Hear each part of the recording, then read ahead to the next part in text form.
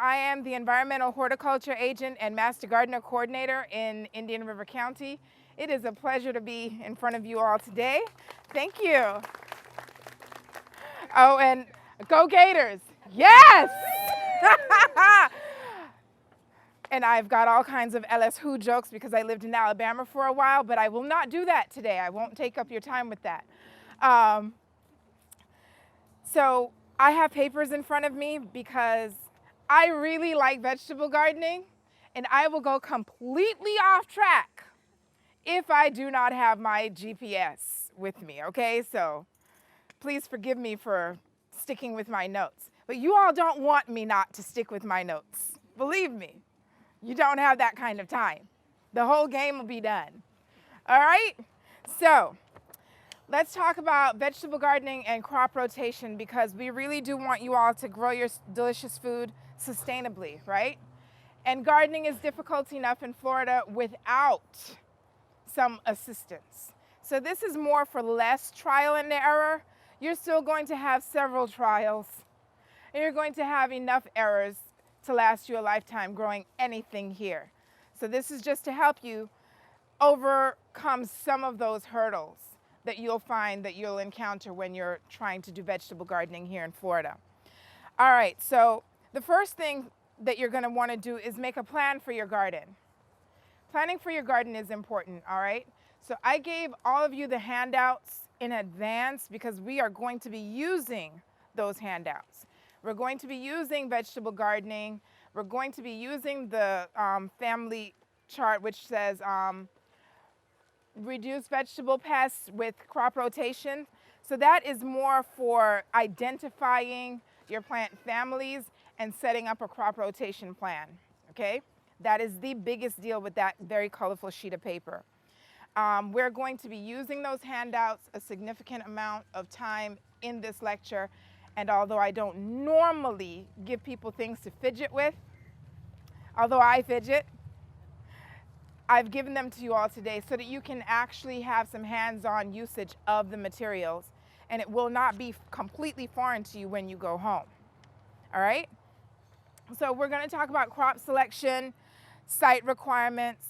How are you going to grow it is important. You know, you don't just throw a seed in the ground, or you don't just throw a plant in the ground and it's just going to magically take off. Although it seems that way here in Florida, that's not really the truth, right? When to plant is very important because if you are a transplant to Florida, all of your seasons are out of whack, right? It seems like there is an endless summer here, and that's really not how it is in Florida. And how to get the most out of your gardening space. That is major because there are some people who have spacing challenges, or you've got wonderful shade cover in most of your yard. So how do you get the most out of the one space or the small area that you do have access to be able to grow things sustainably? That's important. So how are you going to manage your garden? What is your game plan to go in? The first thing that you need to consider is, where will you have enough sunlight? Or are you using grow bulbs in the right spectrum? Because there are some people who do things indoors, right? So are you growing indoors? Do you have grow lights that have the right spectrum of light? These days, box stores actually have those lights, and they're labeled for that particular purpose. So it's not as difficult to find as it was 20 or 30 years ago. Within the past 15, 20 years, I guess, they've realized that more people are trying to do things at home, and so they make them easily accessible. It's not a special order thing anymore, all right? So make sure that you have at least 6 hours of daylight in that space. That is important, because if you do not have at least 6 hours of daylight in that space, you are unlikely to succeed in what your endeavor is. All right, so that is important. Are you going to have a raised bed? Are you going to have a table? How are you growing this? That all depends on a good amount of things, but one of the things that I like to remind people is you're not 22 anymore. Consider your knees and your back and your shoulders, right? Getting some tomatoes, some fresh, lovely tomatoes, does not mean that you should be down here getting it done. That's not what is required of you. So think about your physical limitations. Think about the things that you really want to do other than vegetable gardening before you decide how you are going to put these plants into soil or some growing medium, all right? There are lots of things that can be grown down here. Almost anything that you've grown in the north, you can grow down here in the south. There is a variety for it. Almost every food crop, all right? And the usuals are for warm seasons: beans, corn, cucumbers, eggplant, okra, peppers, squash, tomatoes. Cool season vegetables are more like your broccoli, your cabbage, your carrots, collards, kale, lettuce, onions, radishes. You know, there are lots of things that can be grown down here. And then the best thing about it is you can grow something that is edible year-round here, outdoors even, with very little difficulty. The problems come in with when you are putting them in the ground, because I started my tomatoes in Alabama by seed maybe in March and put them out the end of April before after the last snap, right? That is way late here. It gets too hot here for those flowers to produce anything. We have not hybridized or modified any variety of tomato that is going to give you satisfaction in the hottest heat of our season here in the summer. But you're growing them very well a few miles up north. That's how it works here in Florida. Welcome to the Republic, right? All right. Now, preparing your soil. If you're preparing soil in a container, if you're preparing a raised bed, if you are preparing it straight on the ground, there are some things that you just have to do here. And one of those things is make sure that there is enough organic matter in that soil, because we have a lot of sand. A lot of sand. And that sand does not care anything about your feelings or the plants that you are trying to introduce to it. It is supporting some kind of growth and it is happy. All right? You are the one who wants to put tomatoes in, and broccoli and cauliflower and beans. So you have to think about your own feelings, because the sand does not care. All right? So you've got to put some organic matter in, be it compost or a little bit of peat moss. Now, if you are directly gardening in the ground, that's not a forever fix. Please don't call me 3 years later and say, well, it's back to plain sand again. The sand will always be victorious here in Florida. Do not fight that battle. There are other battles to be won, and sand will win you here in Florida, all right? So don't do that.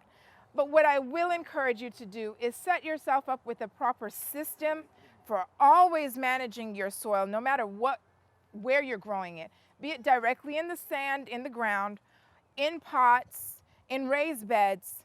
Set yourself up with a system that is going to make that so much easier for you going forward, all right? Composting is important. Recycling all of the energy and the effort that you've put into some of these plants and getting it back out into your gardening beds is important, all right? I'm a miser.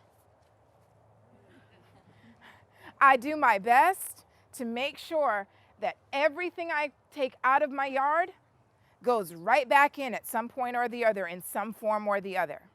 All right, so that's important. If you invest in growing a plant that is this tall, don't send that to the landfill.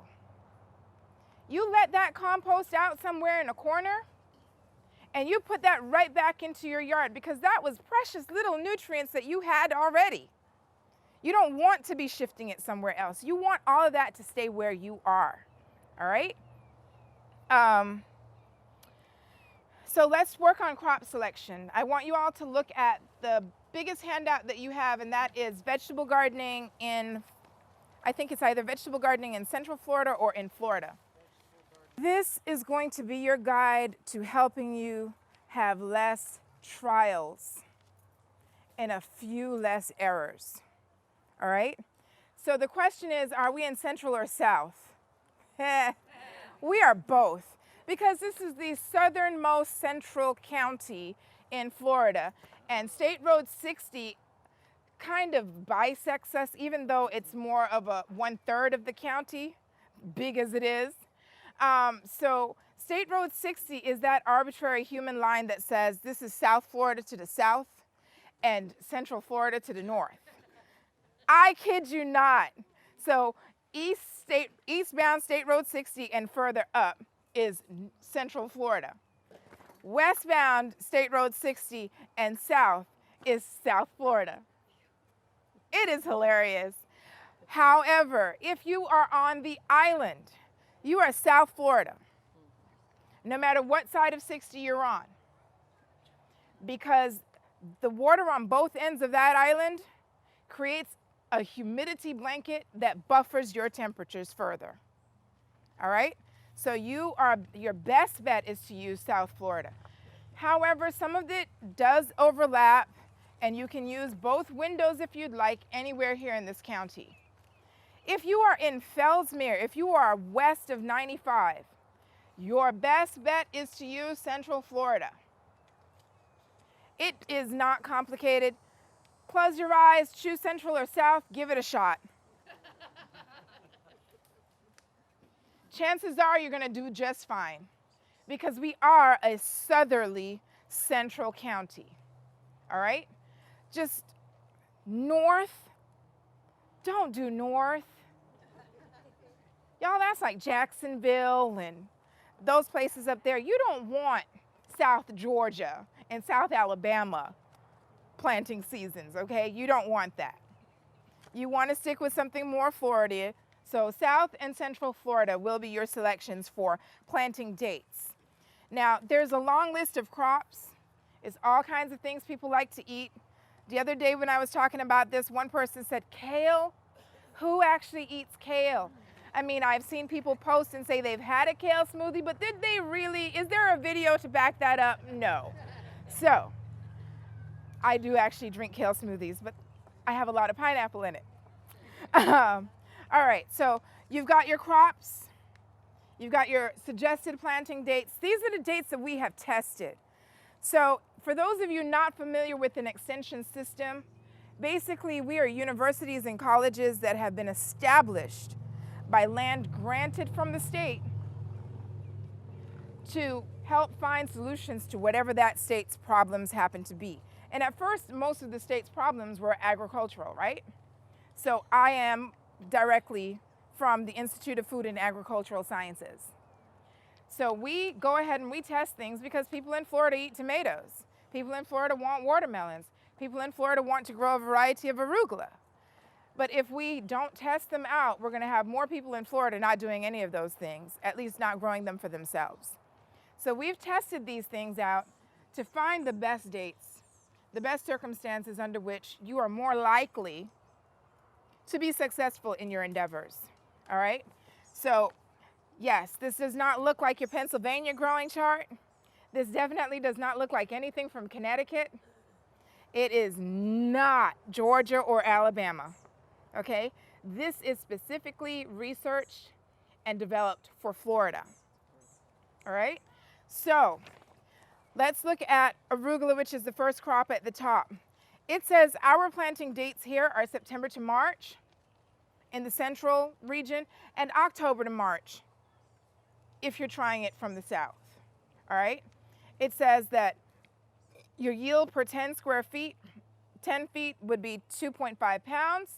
If you care about that kind of thing, I'm not particularly keen on it, but then there are people who will be like, I spent $8.93 to grow 2 tomatoes.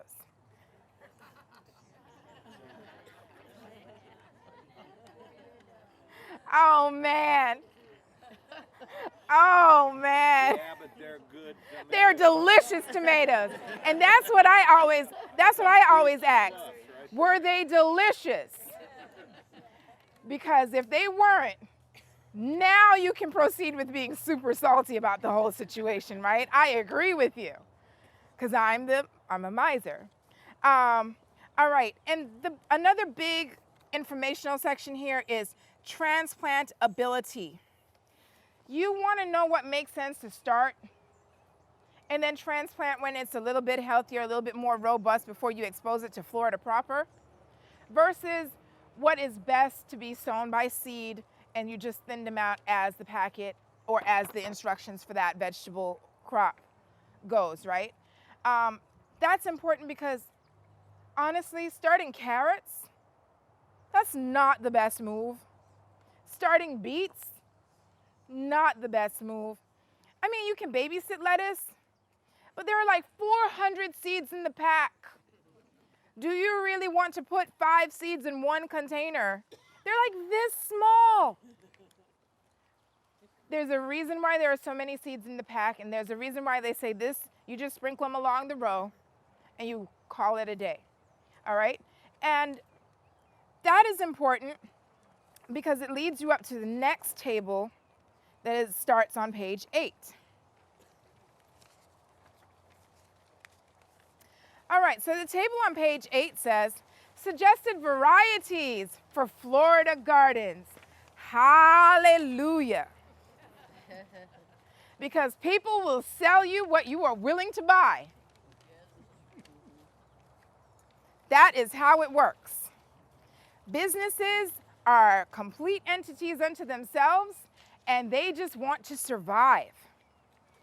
And the only way to get them to sell you what you want to buy is not by what they want to sell you unless it's what you need.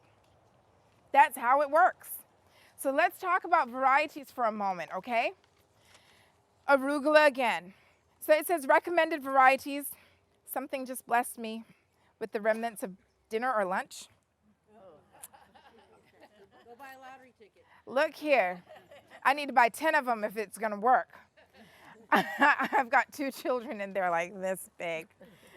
There's a reason why I'm fond of vegetable gardening. All right, so it says recommended varieties, Speedy and Astro.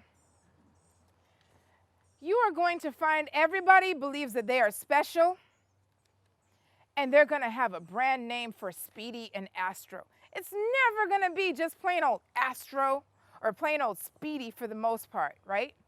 So most times what you're going to do is you're going to look for names from that company that has that in it. Now there are some that will say definitely Speedy, exactly Astro. But there are some that just, oh, they've got to be so very, very conspicuous and very original, and they will not say that. But the reason why we have Speedy and Astro as names for Arugula especially is because you've got to get in there and get them quick. This is not a hot season crop. This is a cool season vegetable, and we only have a small window, and it has to produce fast and get on out. That's why it's got that name, all right? So a lot of the times you'll have the names that are associated with the characteristic that is most important for that plant. Speedy and Astro is what we need for Arugula. Now, it gives you some hints. It gives you some tips. And these tips are important for when you are rotating your crops, all right? Because your tomatoes are going to take 60 to 90 days, but your arugula is going to take 30 to 40 days. What are you going to do in that bin while your tomatoes are still tomatoing in that section? You're going to plant some more arugula. And it says plant at 2 to 3 week intervals from fall through spring for a continual harvest. This is helpful to you because when your arugula finishes in this bin and you're still tomatoing over here and you're still cucumbering down there, this bin does not have to be empty. You can just plant your next rotation of crops in there. All right, that is going to save you some time and a lot of head scratching.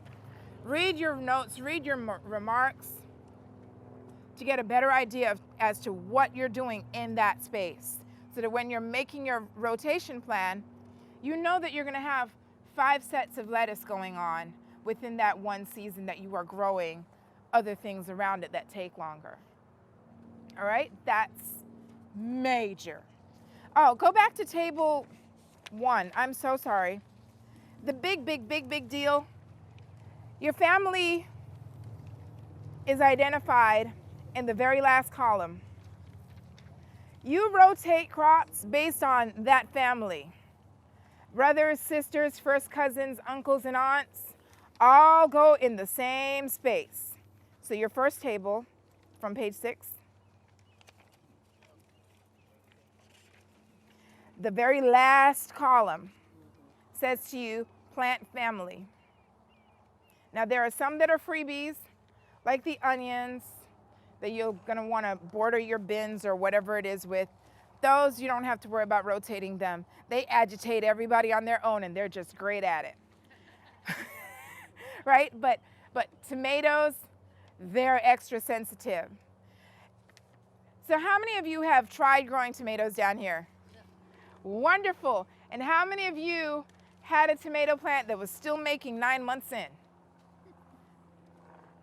Wow. And then what happened? Then they got hot and they dried up and died. Yeah.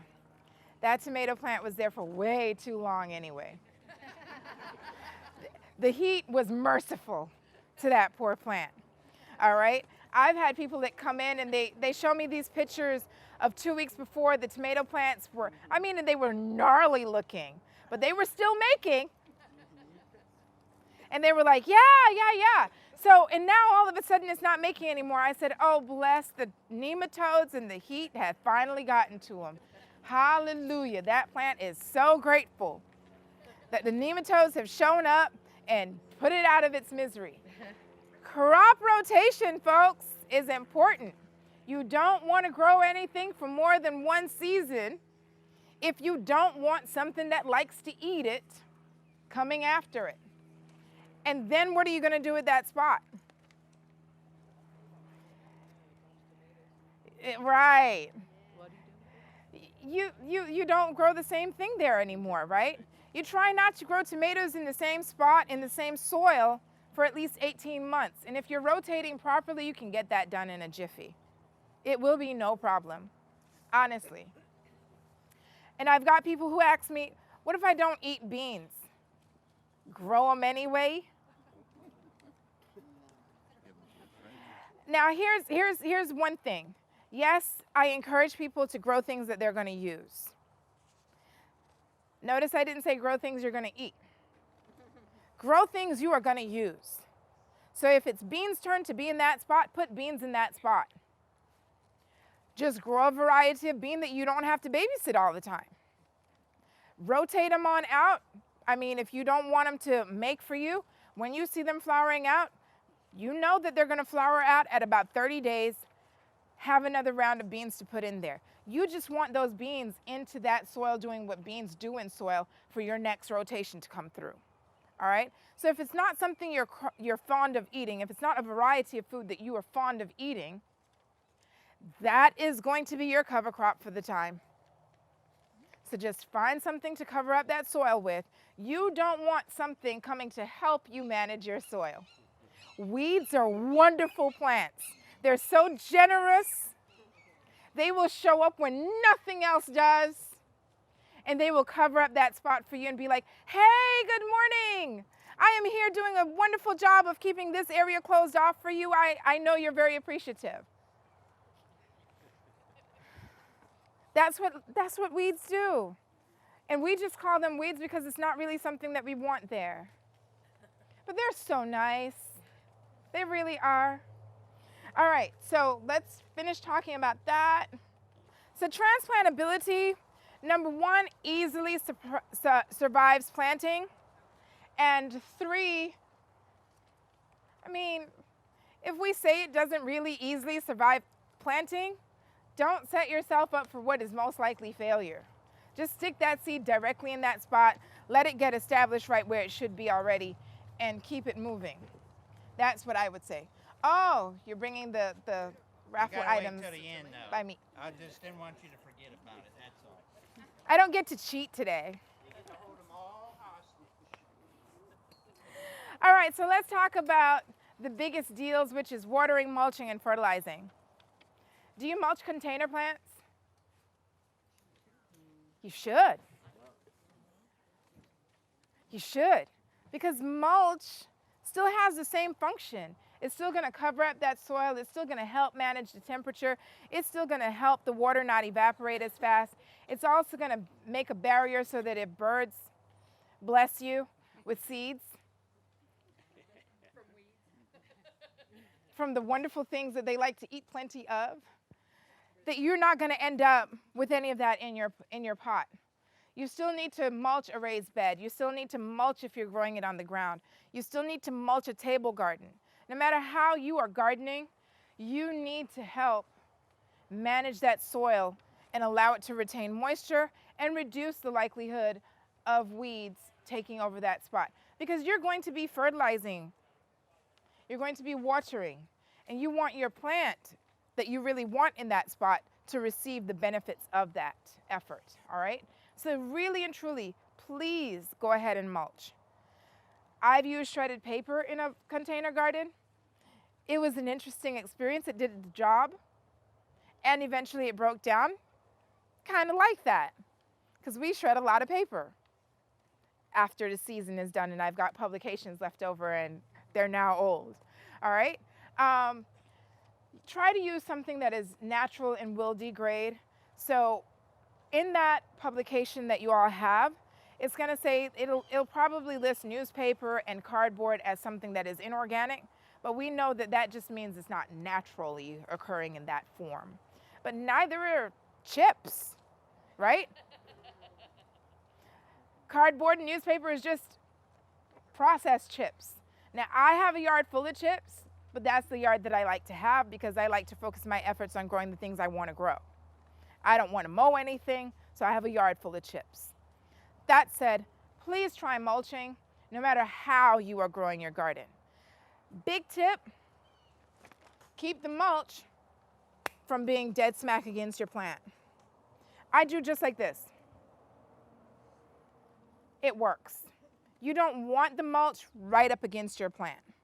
But the good thing is when you do end up having mulch, especially like under your tomato plant and one of your tomatoes fall, it's not in direct contact with the soil. So the soil microbes won't come and start to eat your tomato before you get a chance to get out there in 2 hours to claim your prize, your $4.50 prize if you only got 2 for $8, right? All right, so let's talk about watering. Watering is super important. Watering is the biggest deal here in Florida. The focus of my job is actually water, quality, water quantity. I am supposed to encourage you all not to use copious amounts of water to do anything. I do that very well because eventually you figure out that you don't have to use that much water to get the results that you want. It's just the one tool in your toolbox that you've always had, and it's been used to death without sufficient results. So I'm glad you all are here today. All right, so let me find the thing on watering so that I can get to it. This is so different from using my usual PowerPoints. All right, so when is the best time to water your garden? Morning. In the morning. At 3 o'clock? No. 4 o'clock? Oh, bless your hearts. Thank you for the good answers. I kid you not, I've talked to people who are in HOAs, and they're like, well, the sprinklers come on at about 3:30 and they finish at about 4:30. And they have no idea why they've got slime mold. They do not know why they have large patch all over the place.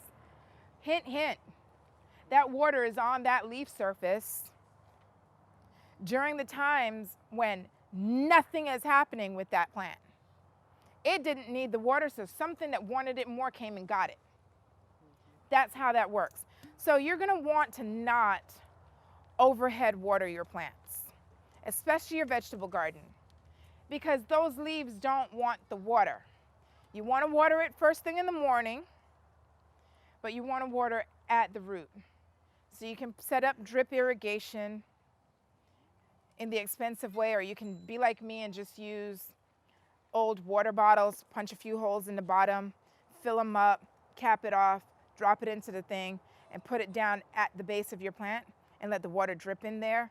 It's great, it works, it's efficient, and I feel less guilty for using bottled water.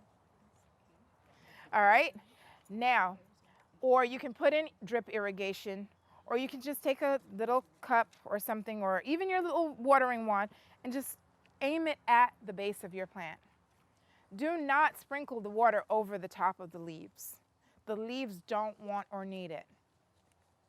It's not a good thing for the leaves because that water is going to act as a magnifying glass if it's still on there when the sun gets really, really hot, and it's going to burn your leaves.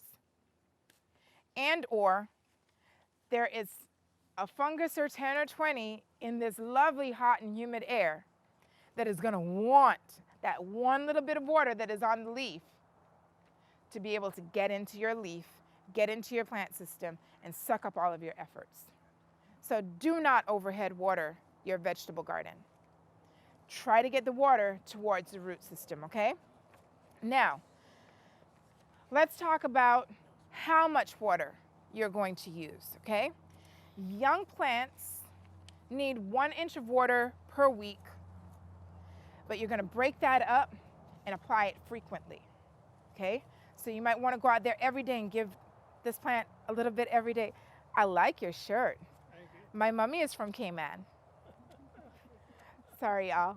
That's why I need this paper. So if you are giving it 1 inch of water, how much is 1 inch of water, right? Good question. A regular 6-ounce can of tuna fish. Oh, and by the way, I've got the very best master gardeners because they're the ones that told me this. A regular 6-ounce can of tuna fish is 1 inch thick. So what I've done, and I've tested it out because I don't like telling y'all things to do and I haven't tried it. I stand up there spreading my wand like this to see how long it takes for me to fill that 1 inch can of tuna fish can. It took me 15 seconds, as fast as I was doing, as heavy as I had the water going. So now I know it takes me about 15 seconds to get that little 1 inch can filled if I'm just doing this and I have a particular song that I play while I'm doing it so that I have the right rhythm. Rhythm is challenging to me. Don't let my skin fool you. And so I stand there and I do this to that rhythm, and I know it takes me 15 seconds to get that 1 inch can filled. So I know it takes 15 seconds to get 1 inch of water in that spot. Try that out no matter what utensil you are using for watering. Get your 6-ounce tuna fish can, find out what your inch rhythm is, and then apply it. Okay? That's important. And so for me, if I'm watering 3 times a week because I'm doing it frequently, then I know 7 to 8 seconds in this area will get 1 inch down.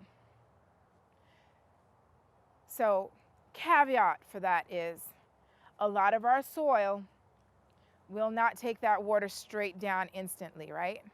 And I tell this to people whether they're watering their lawns or their vegetable gardens or they're just establishing any other plant. I go over my garden first thing in the morning and I just do this with the water.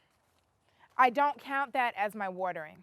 I count that as getting the soil ready to accept some water. All right? So if you're watering your lawn, I tell people to do an A and a B run. A is for like 5 minutes to get a little water out there. And then B is the real amount that's going to go down. You want to wet that surface so that the water starts to know where it's going. Water is going to take the path of least resistance. Sand offers none. Like it's like, yeah, go ahead, just roll on off. Talk about letting it just roll off your back. Sand. Sand does that very well. All right, so you've got to work on that. So just do a pre-wet and then do your little "The sun will come out tomorrow" song for your 7 seconds and get the water that's going down into your plants, all right? That is very important. All right, mature plants, they need 2 inches of water a week, but you apply it less often. So you're gonna do like 1 inch today, a good deep watering, another inch tomorrow, another good deep watering. So why are you shallow watering your new plants? The roots are short. Why are you deep watering your plants? Because the roots should be more robust by now, all right? And shallow watering helps you get it to that stage. You want your plants to have a little bit of stress so that they grow. Why do you watch your children struggle doing certain tasks that you've assigned them? Because you want to watch them grow. Am I the only parent who did that? Oh, the guilty looks. Yes, y'all don't have to admit to it. It's all right.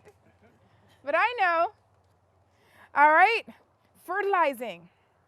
That is such a hot button topic here in Florida. And it doesn't have to be. If you are fertilizing appropriately, then your fertilizer is staying where it should stay, and it's doing what it's supposed to do. So make no mistake. Plants need nutrients, just like humans need nutrients. In the same way we throw a lot of excess food, our plants will do that too. It's only going to eat so much at once. All right? So figure out what it is that you're growing, figure out what its nutritional needs are, and then feed it if it is necessary. There are lots of people who do not go and purchase fertilizer per se because they've got their compost bins going, and that is recycling all of the nutrients that they need. That's wonderful. There are people who go and they buy composted cow manure. There are people who go and buy Miracle Grow for vegetable gardening. They use Fertilome products. You know, if you're going to do organic production, if you're going to do just ordinary production, no matter what production you are doing, do not hesitate if it is necessary to feed your plants, feed them. This is not what is murdering the lagoon unless you've got a complete blue streak running out underneath the bottom of your container or your plant bed, right? So fertilize at the root. You're going to fertilize with enough of the product. You're going to read the label and make sure that you know what it says, you understand what it says, and you're using it appropriately. If you go and you buy something, okay, so this here, it's got bulbs, potatoes, and herbs on it, and carrots on it. That looked a lot like its first cousin parsley. All right, and if you don't understand what this bag says, bring yourself and your bag into the county extension office and ask a master gardener to help you figure this out. I've done this training, so I know all of my volunteers are completely competent and capable of teaching you this. Do not feel as if you are doing trial and error on your own. That is not the case. If you bought something to manage your insect problems or some other fungal disease issue, or if you don't know what it is, you come on in, we've got volunteers, and the really awesome thing is if you come in and you stump them, they're going to talk about it to everybody else. They're going to be like, oh, so guess what happened? So now you're aware to look out for this so that the next person that comes in won't have to wait 2 hours for me to figure it out. But they are available, and you paid for that assistance. We are fully funded by your taxes. Come and use your money. Like, really. All right? So make sure that you keep your fertilizer and your water at the root zone of your plants. All right? So fertilizing your leafy crops, of course they're going to need more nitrogen because that's what you want, right? That green growth. They're going to need more nitrogen. Beans, they actually fix nitrogen. They're not going to use a whole heck of a lot of anything that is in your soil. They're really going to put the nutrition into your soil, all right? That's the reason why I picked beans as my crop for whether or not you eat it, put it into its rotation. All right, root and fruit crops, they benefit more from potassium, right? Because you want them. Oh, and our soil here in Florida, notoriously potassium deficient. That's part of the biggest problem with us growing palm trees here. There are native palms, they struggle and they live and they die and they produce their offspring, but don't fool yourself. Palm trees suffer for potassium, especially in lawns where the lawn is being fertilized with lawn fertilizer. You want to put palm fertilizer down. You want to put the proper kind of palm fertilizer down. So that potassium number should be 2 to 3 times bigger than your nitrogen number. And if you've got palm fertilizer, chances are you can grow your garden vegetables, your vegetable bed in that, and you'll be fine as well, all right? You want a bigger number on that potassium if you're using that. All right, let's talk about pest management. There's no pests in Florida.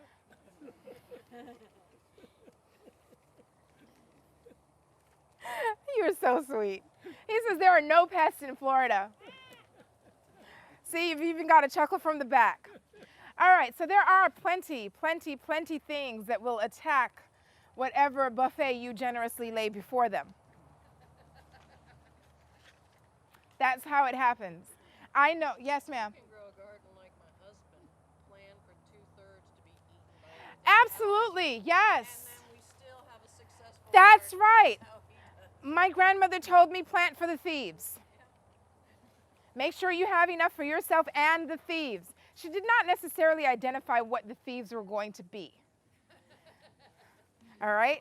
So it can be a disease, it can be an insect, it can be a nematode, it can be animals proper. Man, I've got a plan for those rabbits this year. And on my second day at work, a man came up to me and he was like, I tried growing lettuce, but the rabbits kept on eating it, and I don't know what to do. And of course, my brilliant ADHD mind just went to turning, and I gave him the quickest answer that came to my mind, and guess what it was? Plant more. Nope. Catch him. Give him a rabbit condominium, because here's the thing that you all are not paying attention to.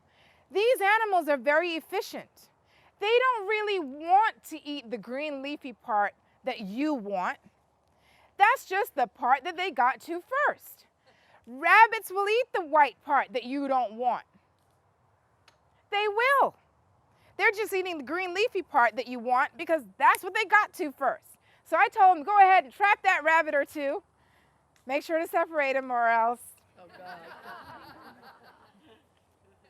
And feed them your kitchen refuse. Well, of course, that didn't go over very well with him. He thought I was quite challenged. But I think it's a brilliant idea, and that's what I'm going to be doing at my yard soon.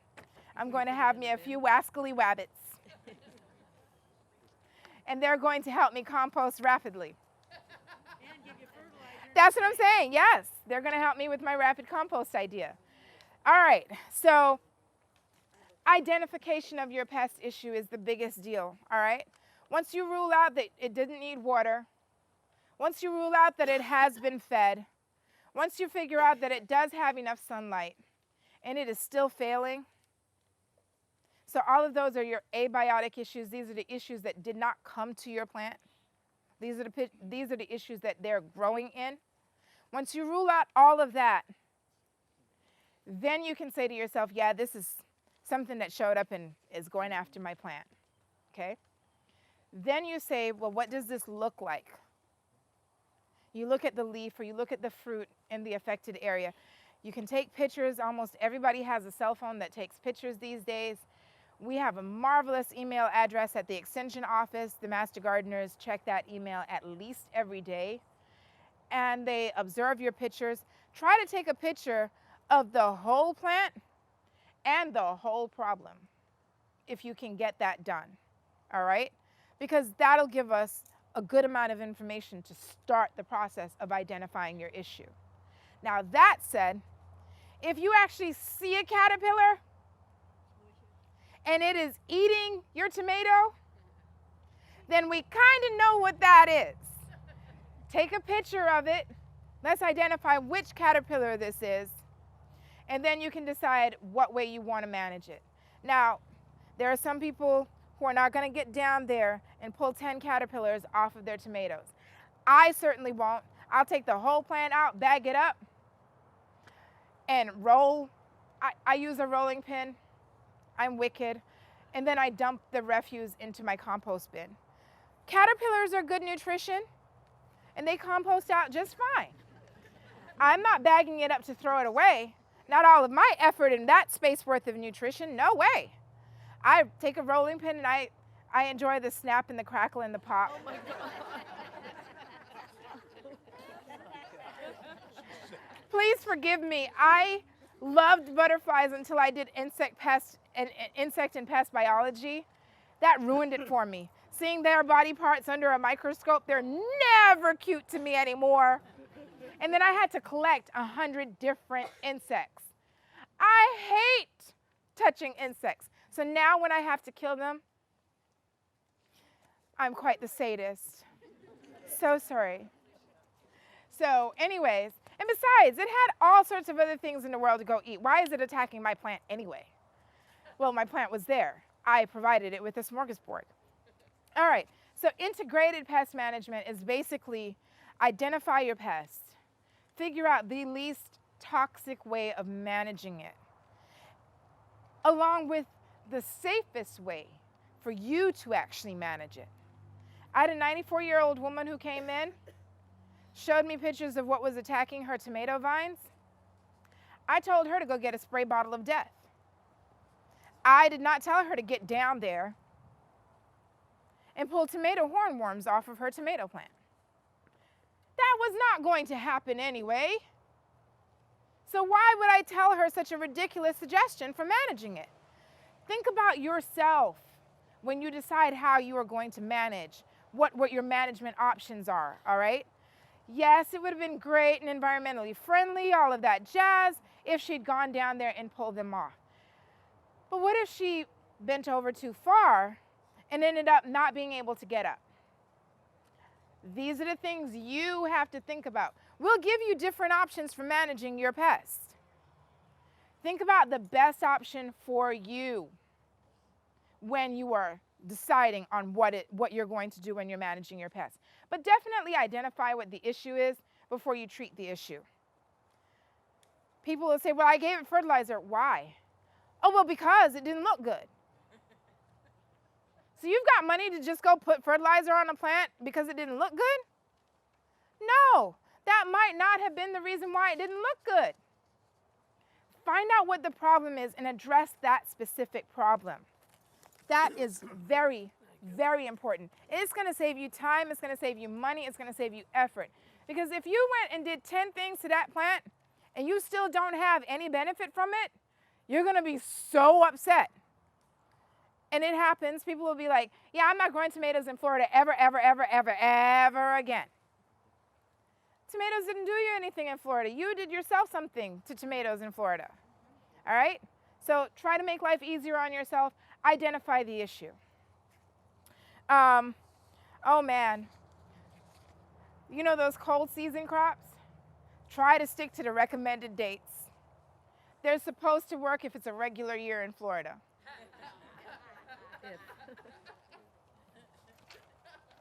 I feel like a comedian saying that. Here's the deal. Cabbage, broccoli, kohlrabi, all of the brassicas, they will totally bolt on you within 48 hours of warm enough weather. You can just see it happening. Like one morning you'll go out there and they all look so normal and they all look so regular. They're plotting. So's the weather. And then the next day you're out there and you've got this huge spike coming straight up and you're like, ooh, am I gonna get, nah, you're gonna get zip, zero, zilch. Nada, you're gonna end up with seeds for next season because they're bolting. It's been too hot. They don't care about your feelings. This is what they do naturally and that's what they're gonna do. All right, I'm just letting you know, so be aware. You should still give it a shot. The varieties that are recommended should make it, they should make it more often than not. They might survive 1 or 2 days. They might say to yourself, but, oh, Nikki's trying so hard to get ahead of broccoli. I'll be nice to her. But by the 3rd day, it's like, oh, honey, I'm stressed out beyond tolerance. Shh. Let me make sure that my species survives. Sayonara, Nikki. Better luck next year. Try my children. That's how it works. That's just how this happens. All right, now, plant diseases. Try to select varieties that are less likely to have disease issues. Now, am I telling you to go get GMO seeds? No. There are lots of heirloom varieties that do perfectly fine. GMOs are just more technically bred for that purpose, all right? Hybridization is a thing. It means that we cross-matched and we cross-pollinated for the best characteristics to come out. That is still genetically modifying a crop, all right? So please don't feel as if I'm telling you to go one way or the other. I'm not eating it unless you invite me over for dinner. But I want you to really pay attention to what it is you're purchasing, what it is susceptible to, and pick your battles. That's what I'm telling you, okay? So select things that will tolerate or be resistant to certain things, like tomato mosaic virus. It is everywhere. It'll pop up. So find yourself varieties of tomatoes and bell peppers and other things in that family that will be resistant, that will tolerate it. And tolerance, when I talk about tolerance, I really do mean tolerance. It will not get it. It will just manage to do what you need it or want it to do while enduring, all right? So it's that one relative that you hate seeing in Thanksgiving, but you're like, you know, it's 4 hours out of my life. I can make it through. That's what your plant is doing when it's tolerant, all right? So consider your plants, consider your growing conditions, and if it is merely tolerant, try to make sure that that plant is nutritionally robust. It has all that it needs in order to tolerate the other things that it has to live through, okay? Environmental stresses. So we know there's drought conditions here in Florida a lot of the times when we want to grow a lot more of our vegetable crops. That's why you're going to water efficiently. All right, you're going to put the water where it's supposed to be and you're going to move on. Nutrient deficiencies, of course. Our sand, it doesn't care about anything, all right? It will not hold anything either. That's why you've got to make your garden bed with organic matter. Now, peat moss is awesome. It's small enough. It likes to hang in there for a longer period of time. It also adds a little bit of acid to your bed. I recommend that when you get your soil together, you test it to make sure it's in the correct pH range for your plants to be able to be happy and do what they're supposed to do. We do free soil testing at the extension office. You bring us in at least a cupful of whatever it is that's in your garden bed, and we will test it for you, all right? I did have a volunteer who told me the other day he doesn't rotate because he grows in pots. But at the end of the season, he empties out his pots. He basically solarizes that soil and puts fresh soil in. So guess what? He's rotating. The same thing isn't growing in the same pot, in the same soil for a whole entire year because it's still making. All right, so speaking of for the whole entire year and crop rotating, we can grow all year here in Florida. That does not mean that the same thing should be growing all year here in Florida, right? And besides that, you want to identify your seasons. Make sure that you are still changing them out at that season. You want to set up your beds and make your gardening plan and make sure that you are paying attention to when that season is up and you're culling and you're replacing, all right? That is important. It doesn't matter if you're growing things in pots. The biggest thing with growing things in pots is if it's 12 inches or less, you want to clear that whole pot out and start over with fresh soil. If it is 12 inches or larger, you can get away with halving that pot every season, mixing in some new and putting something else in there. I would not recommend that you just rotate on out and leave that pot with the same soil into it at all times. That's not recommended, There's a reason for that. You're not going to get all of the roots out of anywhere, no matter where you're growing things. You don't want that amount of that plant signal to be left in that pot. It is going to attract something. Be it a fungal pathogen, be it nematodes from the bottom of your pot. Dogs and cats have been known to traffic things. Other small humans, you the gardener yourself is known for trafficking things. So don't think that that pot is a closed system. It is not. Hydroponics, not a closed system. All right? Oh, and pro tip number 1 that I thought was really, really brilliant. I think it's in your publication, the Vegetable Gardening Guide. If you're growing beans or anything on a trellis, put the trellis to the north. If you put it to the south, it's just going to shade everything back. If you put it to the east or the west, it's not going to get uniform sun. So put it to the north of your garden bed. So whatever you rotate on that trellis, all right, isn't that cool? And there's always something that can grow on a trellis from all sorts of varieties of plants, so you never have that to worry about. All right, so let's look at that colorful sheet of paper. All right, so reducing pests with crop rotation. This is amazing. This is wonderful.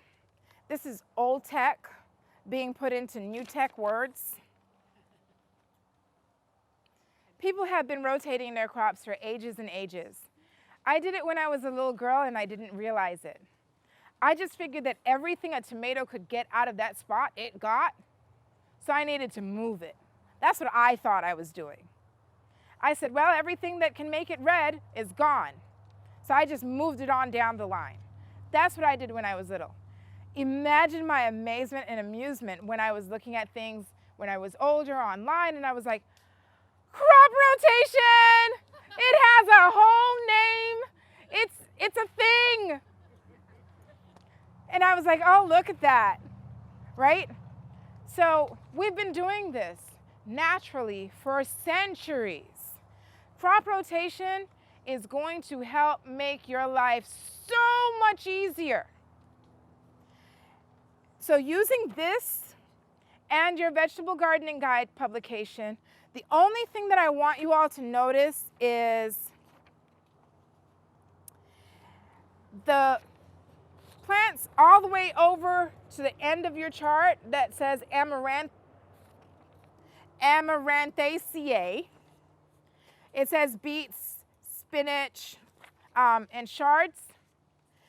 They are in the Vegetable Gardening Guide as their old name, Chenopodiaceae or something like that.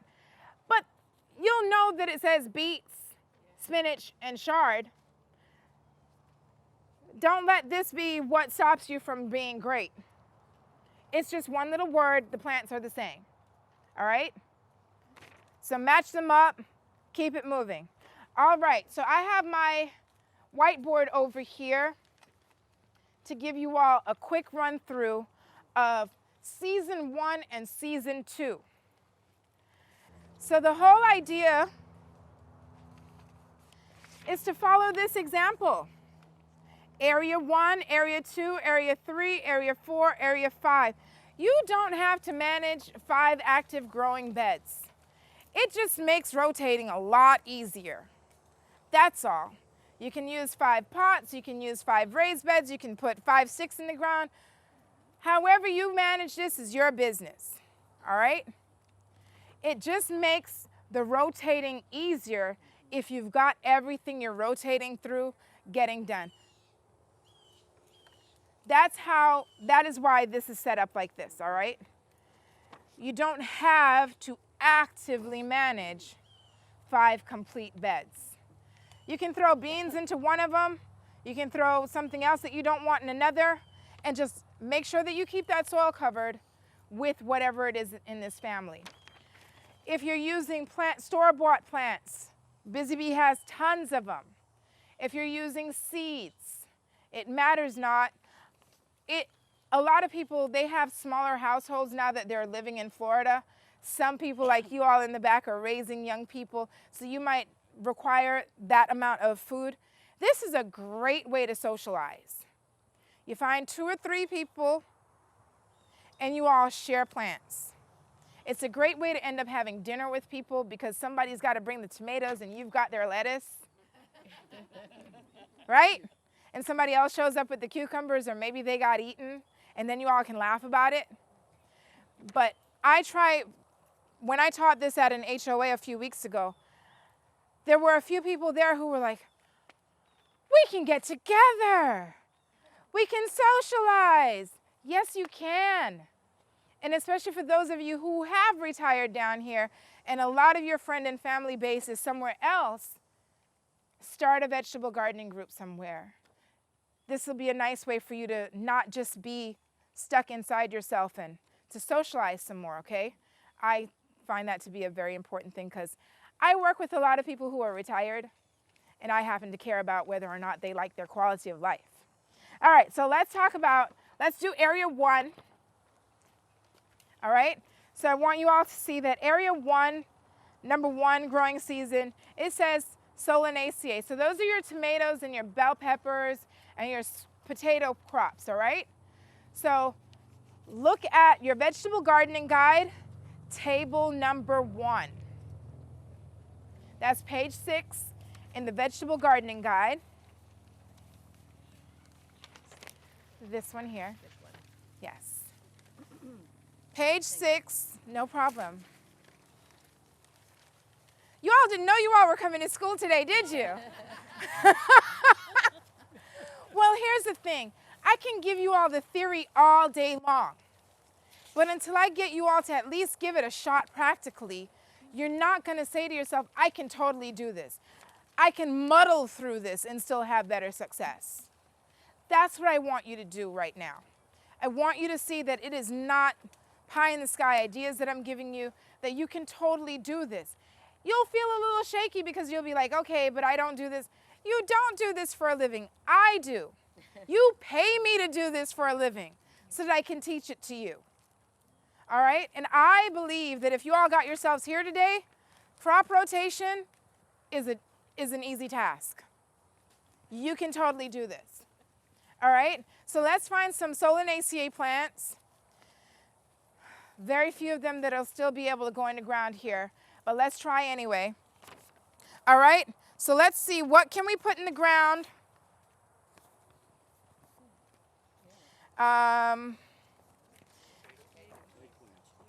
Eggplant. All right. So we've got eggplant.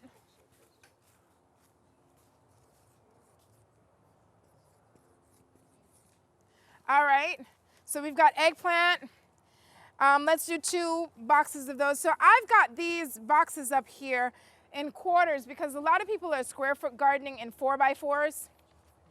So I've got them set up in 4x4s. Just as an FYI, you can have 1 single pot with eggplant. It won't bother me none. As long as you don't put cucumbers in here. Why aren't you putting cucumbers in here? That's not his family home. He's only allowed to visit for dinner and go back to where he belongs. All right? All right, so what else are we going to put in here? So you put this in the little quadrant here, the 4. Yes. Nope, radishes are not Solanaceae. What about peppers? Who said peppers? Yes. All right, so let's put a pepper in here. And let's put another pepper in here because we're not going to be at this all day. We're not doing that. All right, so next door to our Solanaceae crops, it says the best thing to grow are brassicas or asteraceae. So brassicas are the things that make you toot your horn. So those are cabbages and broccoli and cauliflower type of things. And then your asteraceae are your lettuce crops, the things that put stars in your eyes, right? And a glow to your hair. So let's see, what can we find to put into, what are we going to put in the next bin for area number 2? Brussels sprouts, kale. Wow. I don't see Brussels sprouts.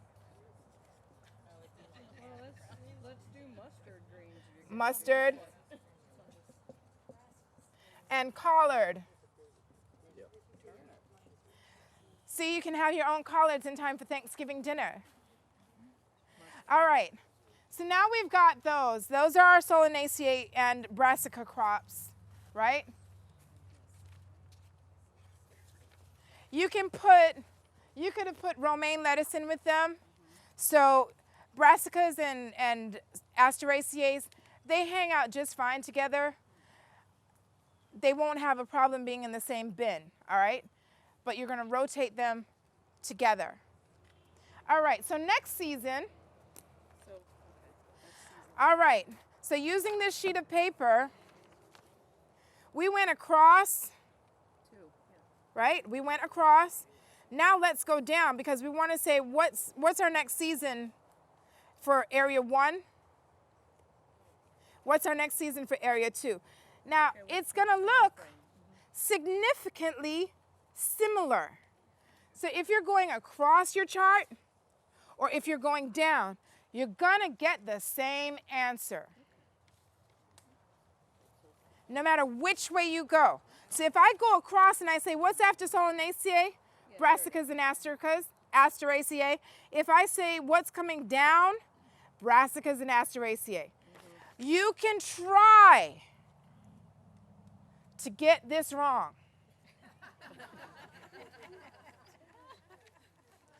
But it takes less effort to get it right.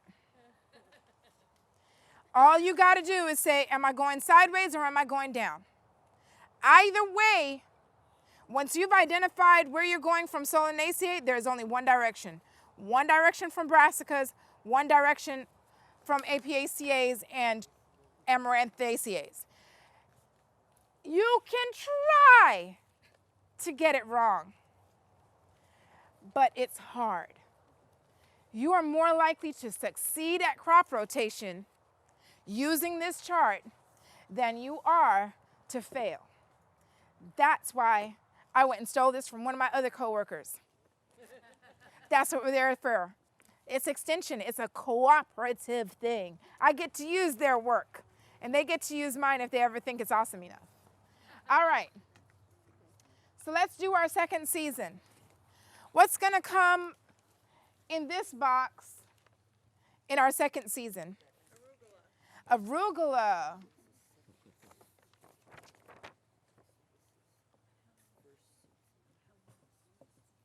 What's going to come in our second season? What else? Radish. I am almost certain that radish would not be in that box.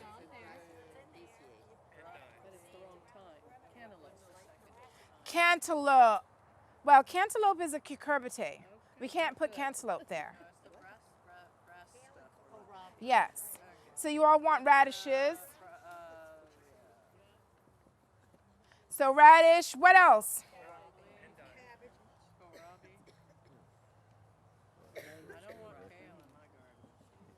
I liked endive. I stick that on the grill with some olive oil and I go to town with some salt and pepper afterwards. I'm a weirdo. When did you first figure that out? This high, when all the other children were eating mud pies and I was just writing my name. I was like, y'all are weird. That's not food. When do you switch the Okay, so when do you switch it out for the season? Okay, so it's going to tell you how many days until harvest, right? That's important because it gives you a big window.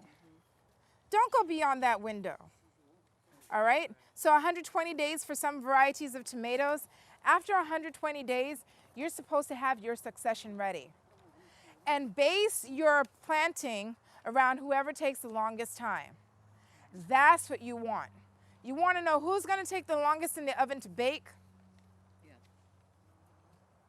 even if they're at different temperatures. All right? Because that's the one that you're going to plan for.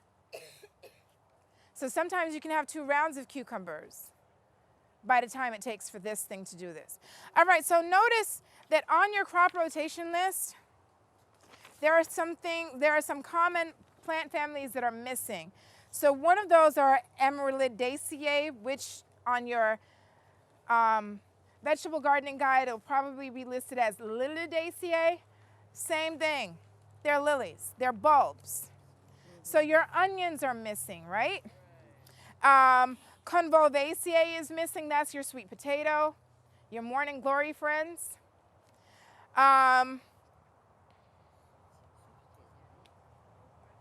Poaceae is missing. Malvaceae is missing. And the main reason for that is these crops are not notoriously prone to pest issues if they're grown at the right time for them anyway. There's a small window for growing corn here in Florida. Very small window, right? You can't grow 2 seasons of corn no matter how hard you try here in Florida. We just do not have a variety of corn that takes such a short amount of time to make and get out of the ground for this to be a rotatable crop here in Florida. You can do it in a succession planting. So your window for growing corn, you might be able to get 2 batches out, but you won't get 2 seasons. Okay? Convolvaceae, the sweet pepper, sweet potato. They will have nematode issues. They can get nematode issues. But again, there's a specific window for putting in sweet potato that it should not come to that. All right? Onions, garlic, your bulbs, they're more like sentinels in your garden. I put them in with my tomatoes. I put them in with a few other things. They don't like hanging out with beans unless they're in your pot. They don't get along with them. They're not friendly at all. They don't like it. All right? So don't put them together. But if you look up companion planting, you'll find the things that they hang out very well with. So pollination is a thing, especially for your tomatoes, especially for your sweet peppers. They have these tiny white flowers with the little yellow centers. Bees and butterflies buzz on by them. They hardly see them because they don't really recognize white as a thing. So I recommend that you put some brighter looking flowers in with them, all right? So you get yourself a cheap pack of zinnias, you get yourself an inexpensive pack of sunflowers. I put sunflowers in with my cucumbers. It works like a charm because my cucumbers trail up on the sunflower stalks and the sunflowers bring the bees and butterflies. I put zinnias in with my tomatoes because they have bright, beautiful popping colors. And while the bees and butterflies are visiting, they pollinate my tomatoes. It's a wonderful thing. We tested it on a farm in Alabama. That's where I went and got my degree. And the plants that were near zinnias and other brightly colored flowering plants versus the plants that were not yielded twice as much. Every rotation that I had them in, it was twice the yield, all right? So let's try to get, what are we gonna put in under brassicas? What's our next season for brassicas?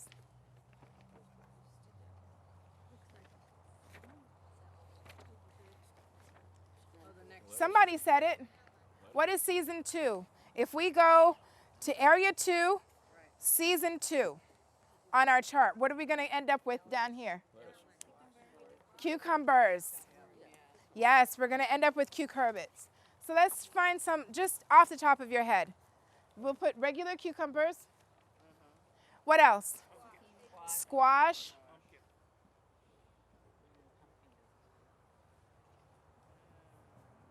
And you're just doing one of each, not 2 like the eggplant? It matters not. I was just filling up space. Cantaloupe. All right, but we know those are in the same family, right? That's the gist. You can do the real homework at your dining table in the fall. You sit down and you look at the timing, you look at what you're really gonna eat or what you just would ignore for a cover crop, and you go through it and you set up your 5 plots and you're done. That's gonna help you figure out if you're buying plants, if you're buying seeds, it's gonna give you the time to get it done as well. You want to make a plan to succeed. I bought seeds in July. I had my gardening plan done from 2 years ago. I had dreams. Finally have a yard now, I'm doing it. All right? So that's the thing, all right? Give yourself an opportunity to succeed at this. You don't get up in the morning and say, oh, I think I'll go vegetable gardening today. Unless you got up one morning 2 months before and said, this is what I'm going to do on this date, right? Give yourself a chance to be successful, and you will be. So composting is important, right? You don't want to put all that effort into growing anything and then throw away half of it. If you live in an HOA, they allow you to have very inconspicuous small barrels, especially if they're super cute. They'll let you get away with composting. And then your vegetable garden won't be that big anyway because it can only be what's behind your house. So you're going to be able to compost just fine. I've got eggshells galore because I happily eat a lot of eggs, and that helps to add the calcium that I need into my soil. And then everything else that I pull out of the garden, unless it is really fetid and really, really gross and diseased out, I throw it in my composting area. Remember those juggernauts that I told you all about? Yeah, they turn it. I don't. They've got the muscles. I feed them. I use everything in my yard. So if you are there or your grandchildren are there, chances are I'm going to have you doing something. So we collect all of the things in our kitchen.